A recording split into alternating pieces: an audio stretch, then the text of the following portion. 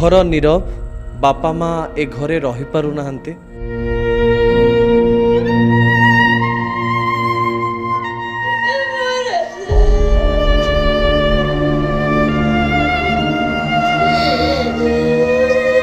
जो घरे पुआ आउ नाही से घरे रहिबा कथा और बापा माँ चिंता करि पारु नाहांती।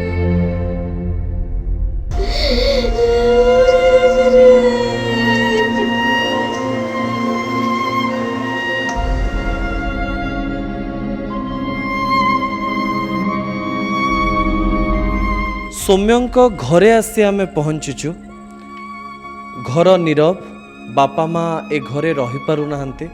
सेइथिपाई घर पाखरे थिबा एक घरे रहउचंती। जो घरे पुआ आउ नाही से घरे रहिबा कथा और बापा माँ चिंता करि पारु नाहांती। सौम्य निज रोजगार रे घरटे तैयारी करथिले। जेहेतु जिम जाउथिले प्रोटीन पाउडर खाउथिले। आ बड़ कथा होछि जे एई प्रोटीन पाउडर डबा को देखी माँ बाहुनी बाहुनी कांदुची। कहीं पुओ तो नहीं किंतु पुओ व्यवहार करुवा जिनस ताको मने पकई दौची जे पुओ घरे कौन करुथला।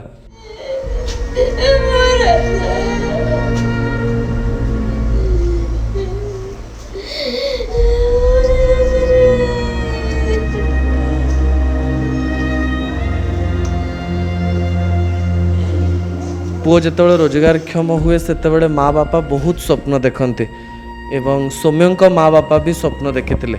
सौम्य निज पई एक सुंदर रूम करथिले एवं निजे खट पकेइथिले, टीवी लगेइथिले एवं एई रूम रे रहुथिले।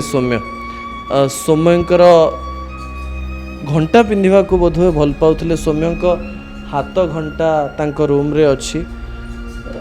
प्राय 2टी हाथ घंटा एठी अछि। सुंदर निज रूम को सजेइचंते।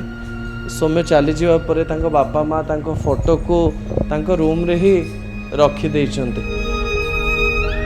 एई रूम को आ बापा माँ माने प्रवेश करि परिवे ना करि परिवेनी मु जानिनी, किंतु ए घरर प्रत्येक कोण सौम्य को खोजुथिबो। कारण सौम्य एठी केते कथा भाबिथिबे। सौम्य एठी अनेक कथा कहिथिबे। सौम्य एठी अनेक कथा चिंता करिथिबे।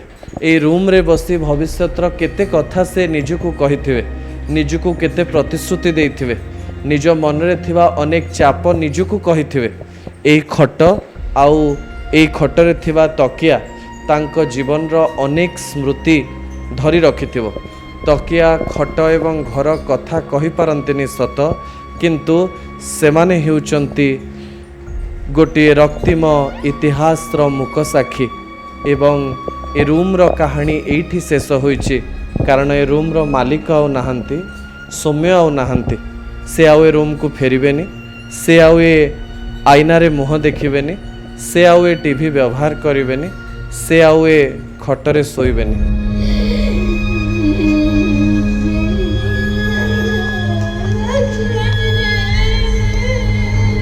भुवनेश्वर कैमरामैन संजय सहित मानस दास, न्यूज़ 18 ओडिया।